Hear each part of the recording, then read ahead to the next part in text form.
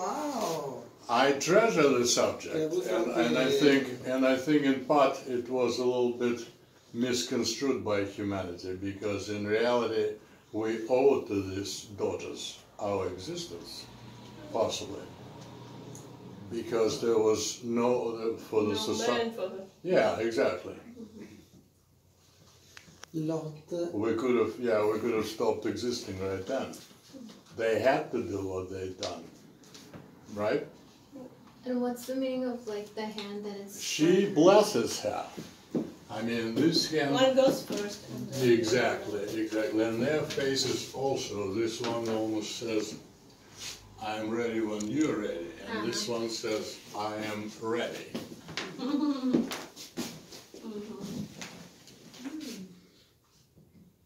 And she is ungloved. I see that. It's a glove that she has. Glove, yes. Yeah. It's a little, the light is not very fortunate. No, some portions of the space are a little bit despoiled of fortune with lighting, because there are some parts of some paintings really go, flushed off. Wow. You have a great capacity for the eyes. The eyes, yes, I also. They spark. Thank you. The eyes, Right. It's in movement. It's dramatic. La scena della metamorfosi è proprio drammatica, gli occhi. His eyes express horror, partially, what's happening with me. And metamorphosis is, as we all know, purely subjective, intrapsychic experience. We all, Kafka has written that man woke up one day and he didn't realize that he can't move. And he wanted to go to work, and he was a clerk in the office, and he is trying to get himself out of bed, and he can't. So until he realized that he turned into the roach. Right. And a cockroach? Yeah. So, and again, of course, experience is intrapsychic, but sometimes we under stress, especially when we're deployed from the light, right? We might experience what was called by Plotinus in the 3rd century AD a psychomachia, intrapsychic drama, to every extent that we can imagine is happening with us. We can feel ourselves as a fish. This is more like, it's not the body, it's more the spiritual. It's more soul. Intrapsychic. Yes. Intrapsychic. It's not physical. No. It's all metaphysical. And I think even with Dante, it's also intrapsychic because it's a symbol of what happens to a man. In the 8th circle of the hell is expressed in poetry, what you expressing here in right. You know how I learned it's amazing. Italian? By reading Dante's Inferno in Italian. I didn't know not a single word. But then you know. But I took a dictionary and took me one whole day to read the first sentence. Nel mezzo del cammin di nostra vita mi ritrovai per una selva oscura che la diritta mi era sparita. That took me, the 4 linee, took me probably a week. But I read from first page to the last. But still, when I came to Italy in 2013, I could not speak. And in about a month, I was already participating in Parliament and Vatican negotiations over my work, with not a single practically word knowledge of Italian. That's terrible. But I would say I was trying to understand what they're discussing, and I was telling them, piano piano, ancora, per favore. Although at that time I would say, per favor. And they thought, dude is crazy. It was very interesting and experience. this painting. Now this, yeah. This is I know. It's a mystery. He's a handsome man. Yeah. This is a mystery too. Of course. Now this is, we call it Lucrezia, right? So Right, Lucrezia. right. As the story we know, Lucrezia Borgia. Tarquin. No, not Borgia. Borgia was wife to the D'Este.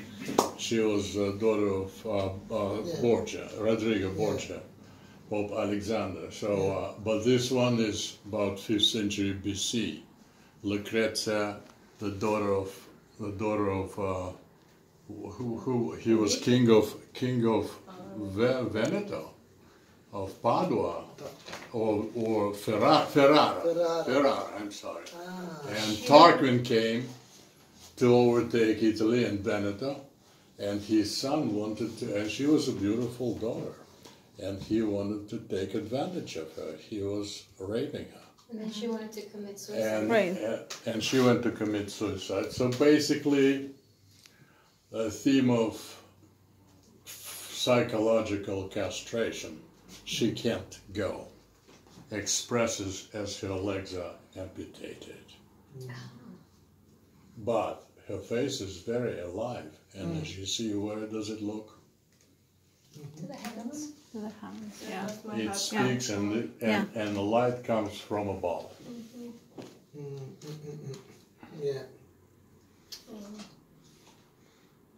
Yeah, she's trying to protect herself at the same time. I recently went to the Getty Center, and so I learned about Lucrezia. Lucrezia, yeah. Because there were a lot of paintings also about this painting as well. A bit different, of course. Lot. Yeah. Oh, really? And where is the center, Gelly? It's a Getty Center. Oh, Getty. Yeah, I'm Getty. sorry, I didn't understand. Getty. Yeah. Oh, Getty, in Paul Getty in Los Angeles. Yes. Oh, yeah, it's a good museum. Yeah, just They have Rembrandt, they have Titian, nice collection. This one. And let us not miss this, because this is part of Princeton Biennale. If you would allow me to introduce, this is Mauro Capitani, famous Italian artist. He is absolutely unique that he can work in every style of painting. This is his perception of landscape, which is also a little metaphysical, as you can see. Mauro, when he was 13 years old, was blessed by Picasso. And when he had his personal in Palazzo Ducale di Massa, at Massa Biennale, he told his fans and worshippers about the event. So Mauro is participating in Princeton Biennale, and he is professor of art also in Tuscany Academy. And this is American artist. She lives in Philadelphia. Her name is Zuleika Colon, and this is her perception of femininity. So as we pass along, I will also show you, and this is also a work of Alessandro Trani. He is a lawyer, attorney by training in Rome, and he became artist later on. Just like myself, I was trained as a surgeon, and I became an artist later on. So, and this is what his neck is. He paints practically every single painting a horizon line, and this is the sea, and this is heaven of different colors. All his paintings are different colors, because he first, who have seen the world by horizon line, then he gets huge recognition and fame, not only in Italy but abroad. We've been together in variety of exhibitions. And this is Patrizia Canola. She is also a famous Italian artist, and this is one of her favorite subjects, trees. But trees to me are it's not just philosophical, they're quite sentimental, because they portray human emotion. Some of us stand straight and some of us fall. And some, after the fall, stand straight again. It all depends on the strength of the soul, right? Thank you for allowing me to introduce. Now her name is Charlotte, and she is part of how many paintings of this series? We have three paintings so far. We have three all paintings together. of this series called Women with Animals. With cats. With cats. Thank you. Natalie is my memory. So this painting is dedicated to Arthur Rimbaud, a French poet, who was the first to officially declare his necessity to break the mental borders. So if I'm dreaming of Africa today, sitting in Parisian cafe, then I have to go to Africa today. And this is, he said, is necessary not only for a poet, but for every human being. But since Rentier Bourgeois could not allow himself to say that, but poet has to do it. So he set up on a boat, on semi-ruined boat, and went to Africa. Arthur Rimbaud, famous poet of France. So this is a combination of Parisian-looking woman, whose name is Charlotte, and these are African animals, cheetahs. Two other paintings are currently where? They're in Venice. In Venice. Yeah, right. And in Venice Gallery. One is called Leonora, and she is with lioness. And another is Natalie. Paulina. Paulina, she is with Black Panthers.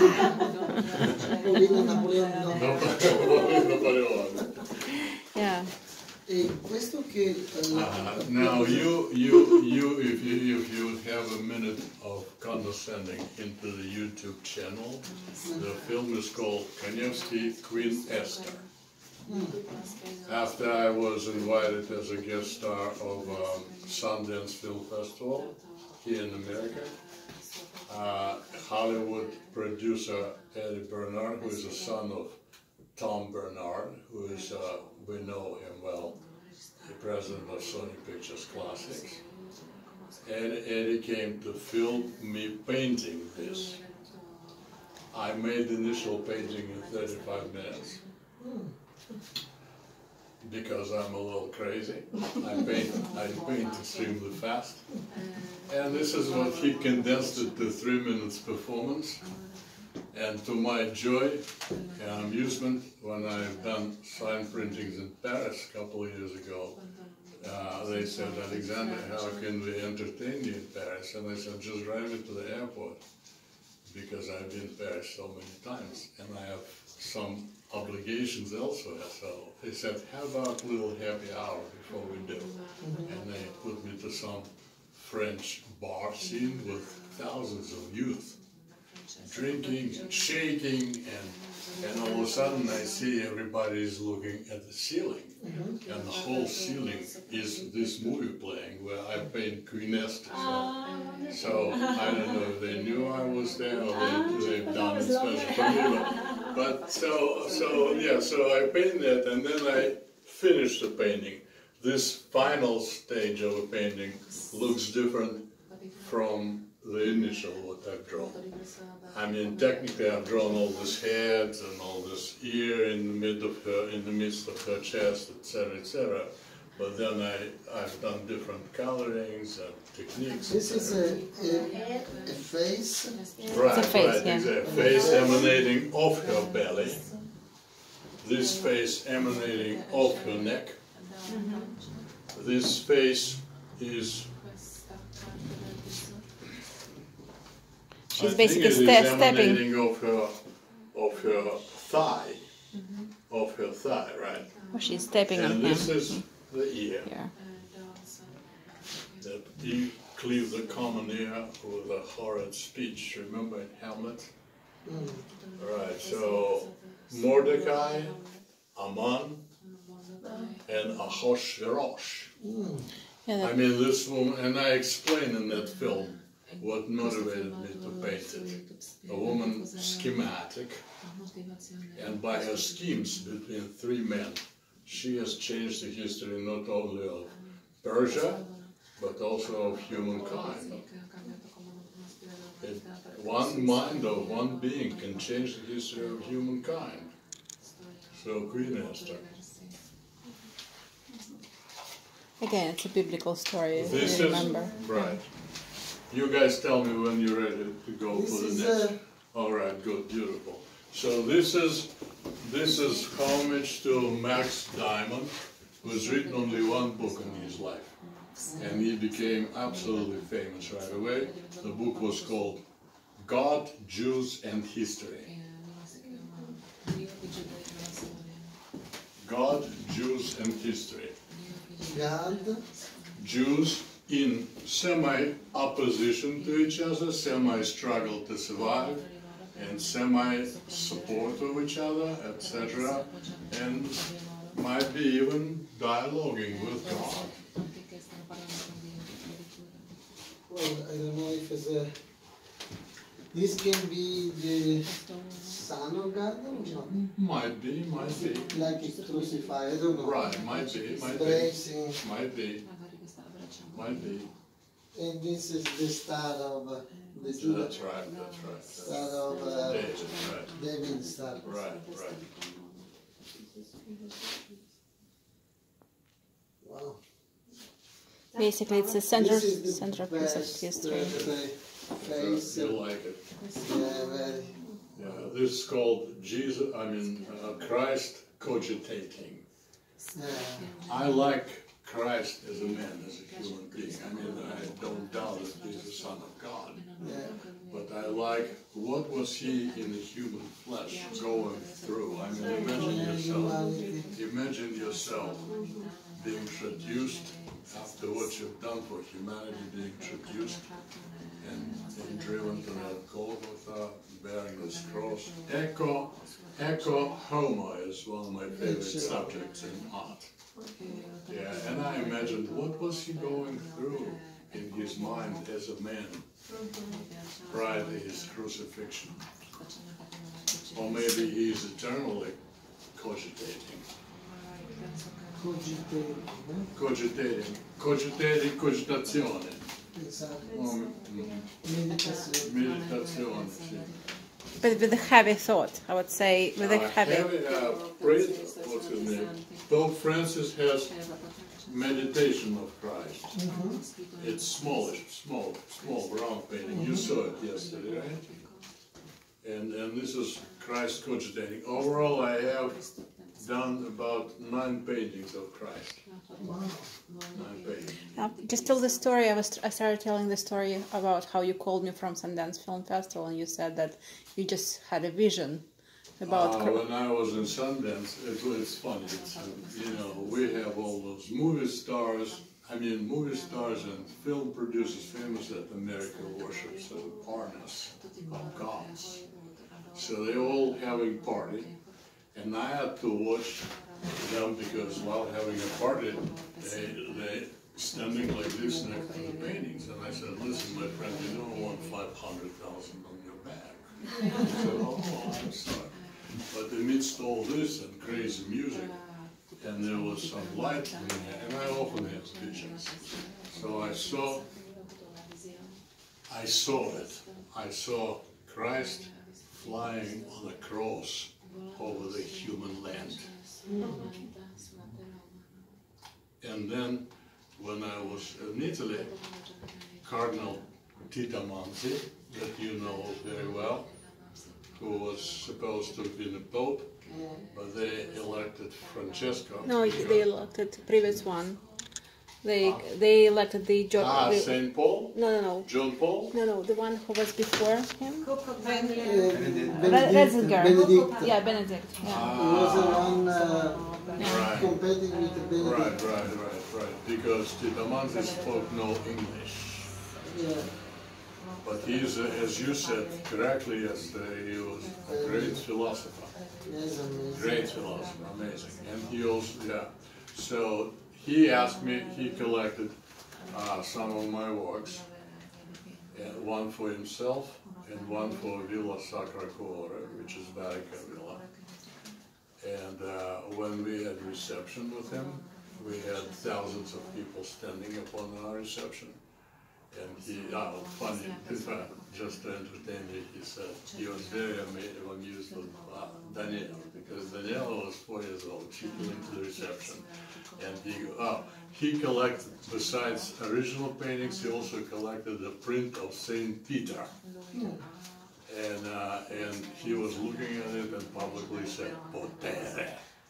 Potere, we know what means in Italian. And then he goes, "Bambino," for Daniela. "Vieni qua, bambino." And Daniela said in a complete split. This is how she was expressing herself. So, but anyhow, he asked me to please paint something, Alexander, for one of my chambers in Villa Sacra Cuore. I want the painting of Christ if you can. And I painted Christ, what I saw at Sundance, Christ on the cross. I first presented, before I brought it to Italy, I presented it in New York, in Montserrat Gallery. Montserrat is Montserrat, Mont and double R, Serrat. If you watch Kanevsky Montserrat on YouTube, you'll see one of the films with that Christ floating on the cross. Anyway, so that's Christ cogitating, right? Just one of my favorite paintings. This stand on the floor because we have so many receptions these days, and people come from all over the world, so some of these paintings come and go. Yeah. We have to take them off the wall. And this one? Claudia is, Father, is it okay I call you Claudia? Yeah. Or Father is better? Claudia. So this is important, Claudia, look from here. So, if I may ask you guys, what kind of impression does this painting make on you? If somebody wants to. It seems a monk. It seems like Lutero. I don't know if Luther. Wow, see. I don't know. Genius, man. It seems. Yeah, well, it's based on a true story. It's actually protecting somebody. It's actually my grandfather. His grandfather was a professor at Warsaw University who's written 2 books, Philosophy of History and History of Poland in 19th century, by which modern Polish people still study history. He was born a poor boy in Ukraine, and without support, by studious endeavors into sciences and linguistics, etc., have built himself a prime minister of coal industry of Ukraine, which by the time of Great Patriotic War of Russia have rendered him possible to help thousands and thousands of people to save their lives from the ghetto. So, as you know, the name was Schindler. Yeah. He was another Schindler. Oh, wow. Yes, his name is Fedor Samsonovich, Fedor, and one of contemporary American poets, Serene Harvey, she dedicated a poem to him. Yeah, she recited. So and this is what I have heard testimony of rather elder people who were about in their 80s, and they were little children at the time when they were in this, sewage from ghetto. And they were telling me we were expecting Uncle Fedor, they called him, come as someone expects the appearance of Christ. He would bring them sugar, eggs, because they were dying from hunger. There was during Great Patriotic War, and he would come. So he's a benefactor of humanity, and all his life he cared for human beings. When he was in his 80s, he himself was going through all the obstacles to help 70 years olds who were left without light, without gas, without electricity, and they didn't know how to go about it. He would go by himself humongous flights of stairs and walk into anybody's office and said, we need this and this for this and this, for this and this person. So he's a benefactor. I'm very proud that I'm a grandson of such a great man. Wow. Yeah, so that's dedicated to him. Wonderful. And this is Domenico Conforte, and a professor of art also in Tuscany, and he also Deus Siva Natura was a famous exhibition that Italy have brought forth to show the world that humanity stands for salvation of natural habitat. Deus Siva Natura is expression of Baruch Spinoza. In Palazzo Grifoni in Florence, which was designed by San Miniato, which was designed by Michelangelo himself, they brought two exhibitions. There had to be one of famous Italian artists, and they've chosen Domenico Conforte, and was one. Another one had to be a famous international artist, and to my honor, they've chosen me. So the whole event is called Deus Siva Natura, and it's available on YouTube, Deus Siva Natura. You could see it's an interesting show, and Daniela Pronesti is a great Florence TV presenter. Yeah, she's absolutely so intelligent. So she was making the whole event for the whole Tuscany zone. Was good.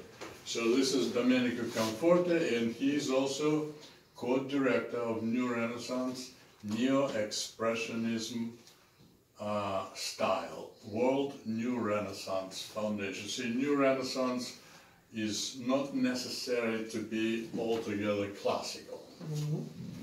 Anyone, and even musicians, we have director of World New Renaissance, Angelo Montalani, who is a conductor of Symphony Orchestra of Milano, and many other titles he bears, and we have someone who is a director of New Renaissance poetry, etc., and music and philosophy, and we have a few people in America who entertain themselves by reading physics, by reading philosophy.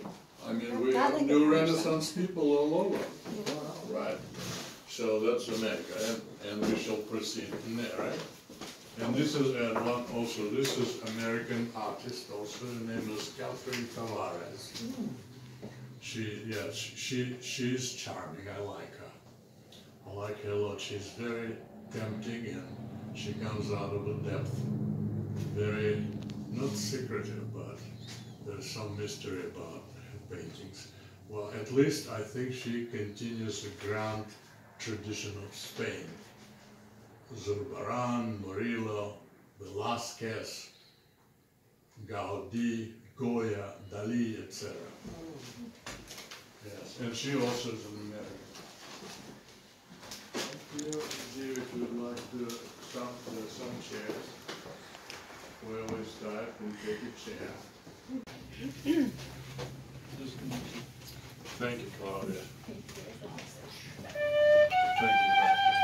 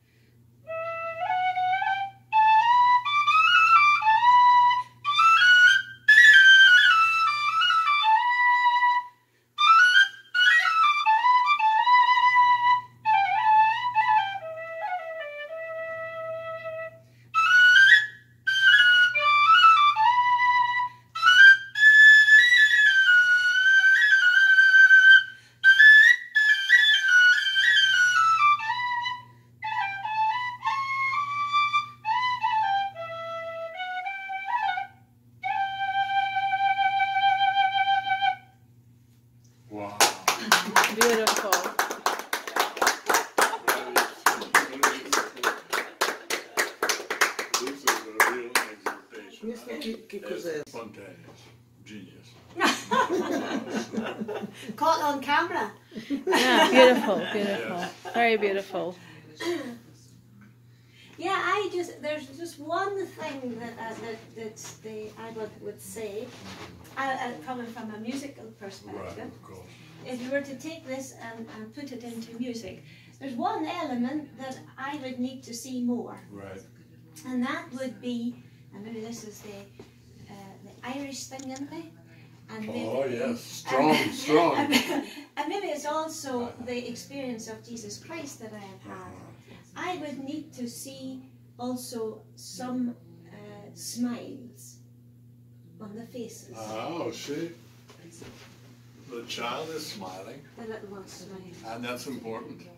Yes. That's important. But the soul of the child will go straight to the Lord because it hasn't suffered. Child is actually this is a circle of reincarnation. These are all reincarnates. Okay. See this woman yes. out of here again, just like in Queen Esther. This is one of those maneuvers that I invented. Mm-hmm. Out of one body emanate many many bodies. Mm-hmm. So the same maneuver technical I used here. This is a head coming out of your breast, and this is another body emanating out of your chest, and this is finally out of stomach emanates this body. See, this is one of his arms, and one of his arms are reaching to this woman, who is some sort of connection between the district of judges and that process of reincarnation. She is a conductress. I don't have a name for her. You guys as well can create a name for her.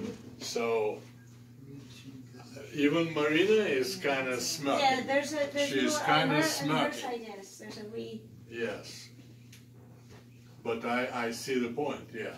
And the reason as a matter of fact, even Ram Cleopas went alive. He was in my gallery in New Haven, and he said, "I'd like to see more smiling faces. Although life is tragic, yes. but the focus is to remain smiling." And in Italy, different. Italians say no, it should be truth. They should not make any phony smiles, but the faces which are happy, they're happy and they're smiling.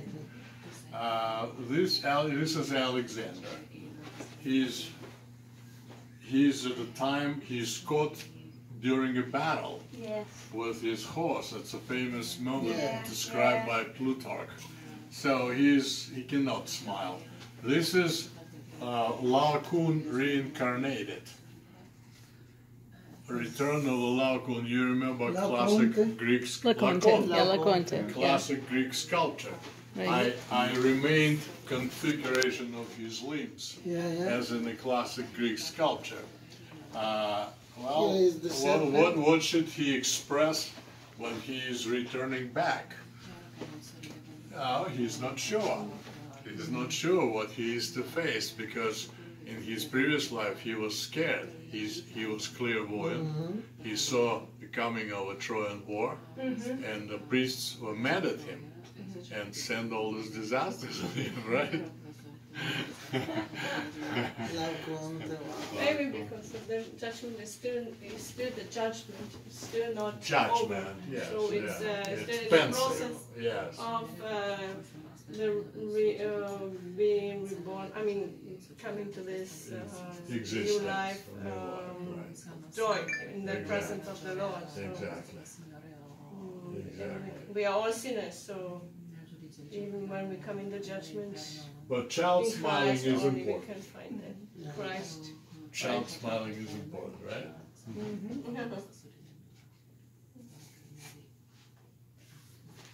As a matter of fact, this figure is also that is reincarnating now into somebody else's flesh. He's kind of satisfied. He's relieved. Relieved. At least he knows where he's going, right? That's right. Wonderful. Amazing. Queen Esther I don't give her away. She is one of the most widely known of my work of 2018-2019 periods. And yes, and she's contended upon by 47 museums right now. And I say, no, she's going to stay in New Renaissance Museum for a while. She'll hang out. So that's Queen Esther.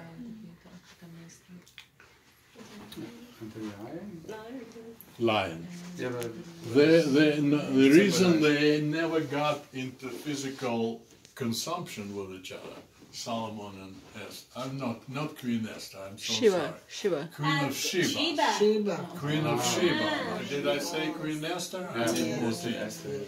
Yeah. So this is Solomon and Queen of Sheba. Right. And a lion is a symbol of power. I have a lot of symbolism. Some of critics think that I am more symbolic than anything else. And when Milan Expo struck, there was a Palazzo Giuriconsulti, the Palace of Justice in Milan. They had only one official art exhibition. And they put me on the icon of Böcklin, who is a founder of symbolism, the Swiss painter, Arnold Böcklin, in 18th century. And this paint is on the door. Ah, is the naughtiest part.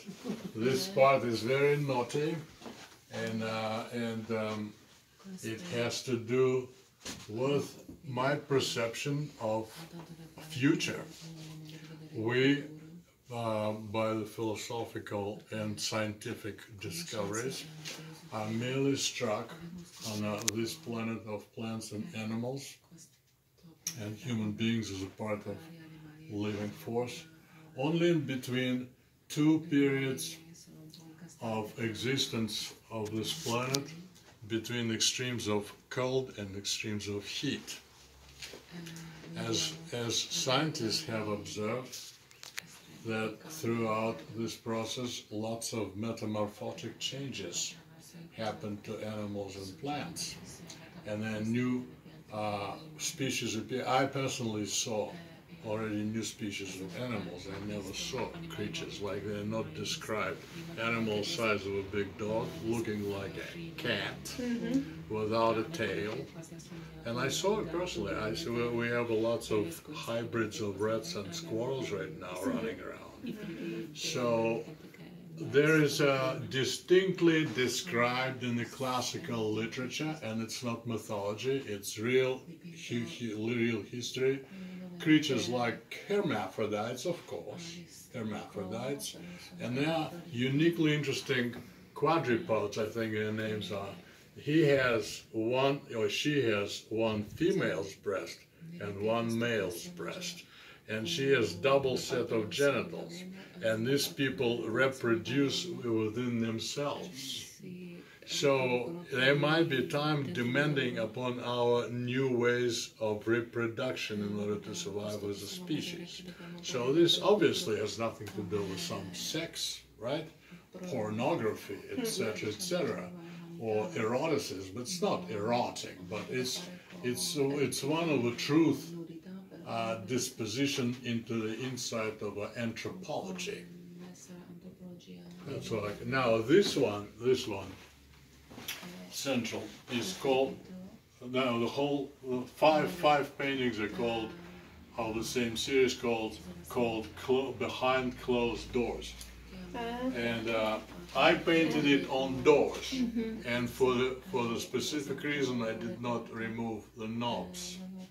They said, we take everything for Kanevsky paints. They buy now humongous amount of napkins, which I use during my, they find in colors on those napkins a lot of images. So I painted this three and these two men. That's the same series called Doors. So this exhibition is called Behind Doors. This is a vision that I had walking the woods one day. All of a sudden, in the daylight, I have the flash of vision. I see the woman and the man together. Woman's breasts are on her back, and man's head is practically completely darkened in crust. So I said, what does that mean? Praying woman, and woman is praying, the breasts upon her back, praying woman, crusting man, I call it. I put it in painting. It's hard to explain. I've written an epic, hypothetically. What happened, there may have been the reincarnation of Caesar and Cleopatra, may have been reincarnation of Titus Flavius and Berenica. Or maybe it's another evolutionary force, because woman is an evolutionary force. And she perhaps is expecting some evolutionary force while she's praying for some form of salvation in front of her men for some reason turning crust. So it's a very speculative painting. Now this is Zeus. It's called Zeus contemplating upon children of Hermes and Aphrodite. And while he is contemplating, he's imagining himself, how would I look with females' breasts? And this is Juno, contemplating on, meditating upon a wind, and contemplating on children of Hermes and Aphrodite. She's a wife of Zeus. And this is Paolo and Francesca. Dante Alighieri. Dante, see? You cannot smile. I mean, imagine yourself. You feel completely screwed, right? You're in love with each other. You love each other, but somebody is constantly watching you. Amor che nullo amato amar perdona. Amor che La vita nuova, right? No. Inferno. Prese di costui la mia bella persona che mi fu tolta in modo ancora m'offende. Bravissimo. L'amor che a nullo amato amar perdona. Che a nullo amato ma perdona. Amato ma perdona. A nullo amato. Beautiful. It's beautiful. Che bella. Bellissima. La letteratura. La letteratura, sì, tua memoria. Questa storia è grande. Incredibile. Grande. Bella. And so, this is Daniela, by the way. Daniela began painting when she was a child. She was splashing out genius, metaphysical stuff. Now she's in landscaping. And as I said, when she was earlier on, it was more interesting, and Museum of Art and Science of Milan collected her, and quite a few hotels in Italy collected her, because Italy adores Daniela, and lots of private individuals collected her.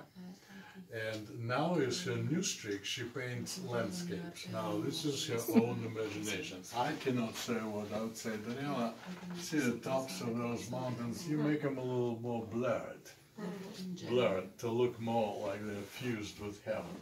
And she said, no. This is like the symbol of our community. We have the three mountains like the symbol. You can see fantasy. That's right. Wonderful.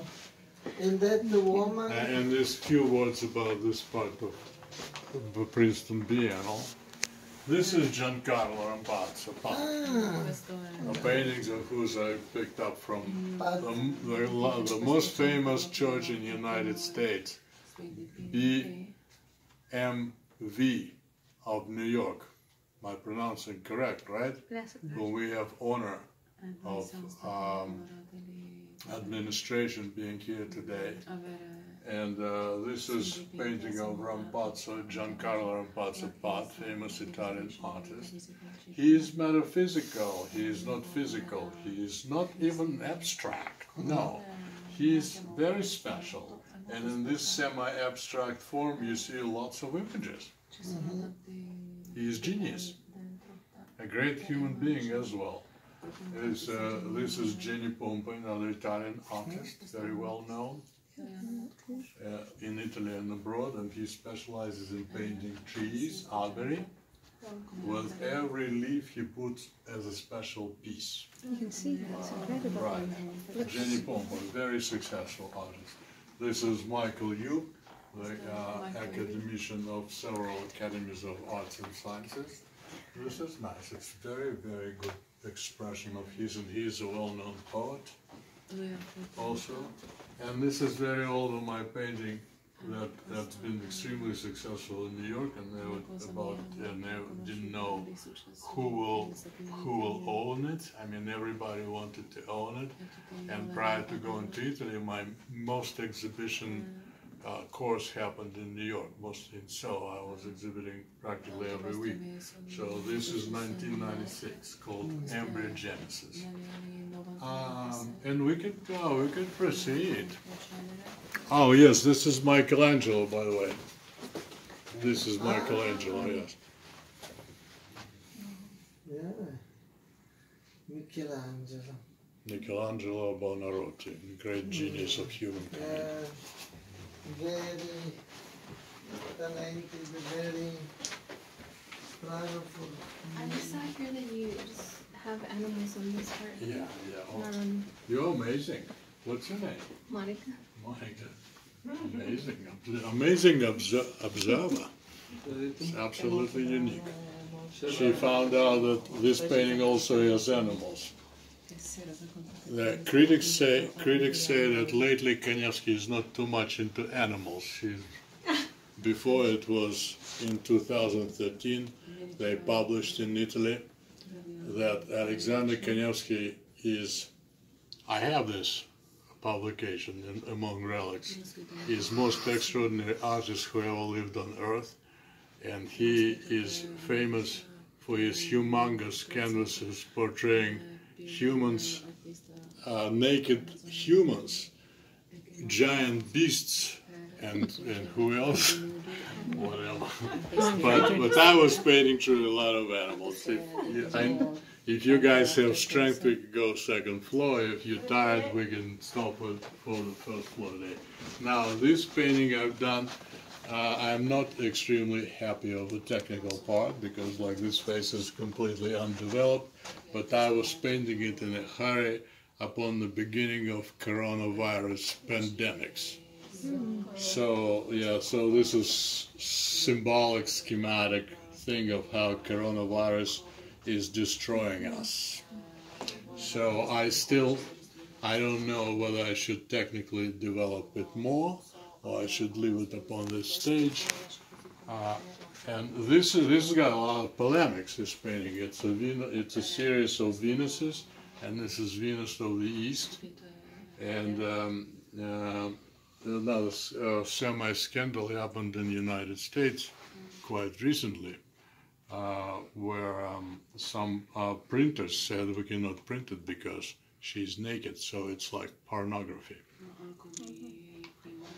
And they've been destroyed by opposition, saying that it's not pornography.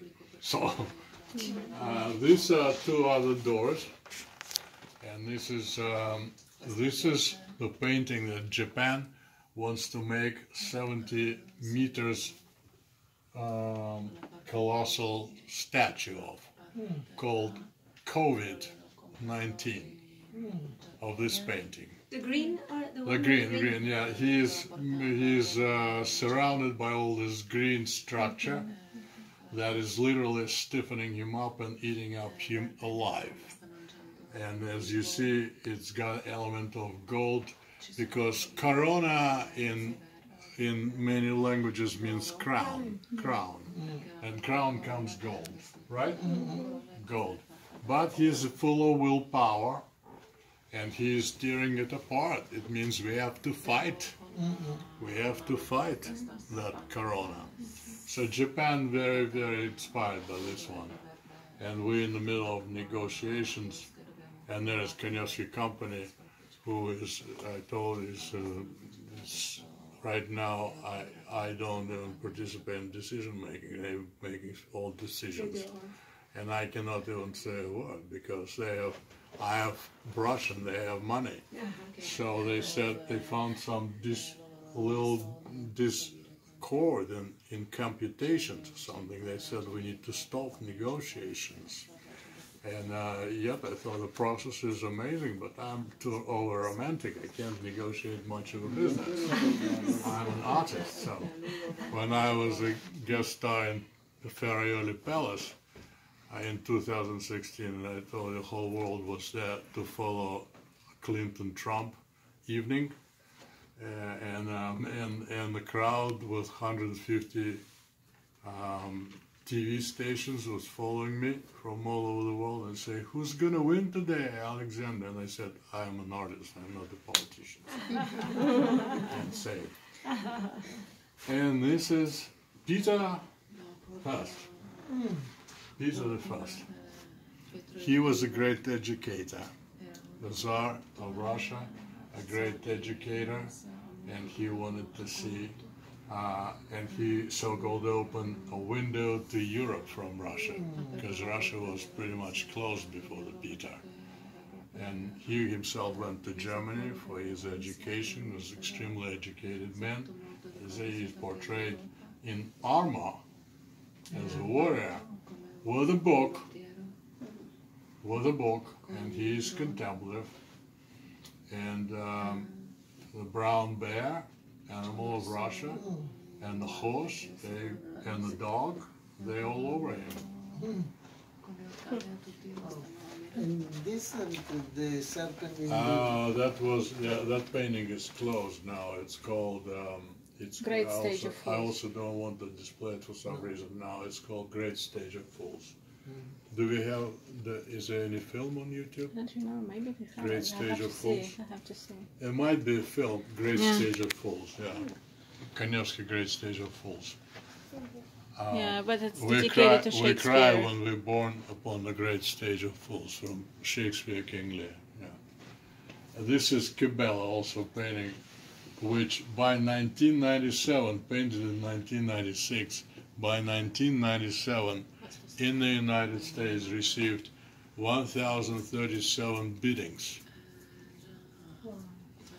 And I still have it with me. And I will have, this painting is so special, and it's done by acrylic. It's the same series with Judas, whom I've taken to Italy, and it became extremely famous.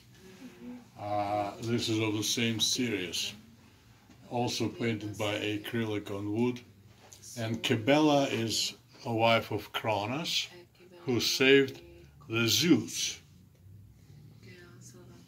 the great god of Greek mythology.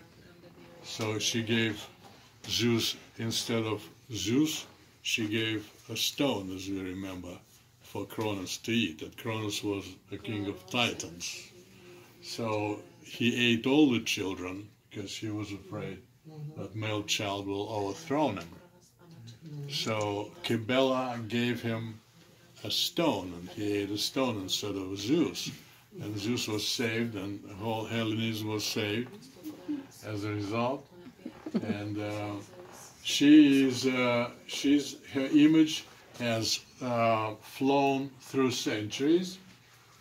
And in 13th century Germany, already she was portrayed as a spirit of woman who transcends the universe, and was misinterpreted as even a queen of witches at Mount Brocksberg in 13th century in Bayern, Bavaria, on Mount Brocksberg, or Broken Mountain. There was a Sabbath of witches, and she was running the whole ball. So they made the extremely mysterious woman throughout the history of humankind. This is interesting painting, called, very small, and it's called Copernicus. We recently received, to my great joy, a couple who came all the way from Sydney, Australia, with no agenda in the United States, just to see this painting. And the only time, because they've flown 24 hours, and they were flying back, and the only time they had is fallen upon our time, 2 o'clock in the morning. So I said, I gladly will make my appearance. And I asked them, I'm very touched. And they said, Copernicus is great, Kanevsky is great, and Kanevsky depiction of Copernicus is great. It's worth coming. Because we were dying to see it physically. They've seen images on whatever publication. So it's Copernicus. This is my studio, and I guess it's better not to go because you guys are tired. Now you tell me whether you're tired. I have to be 7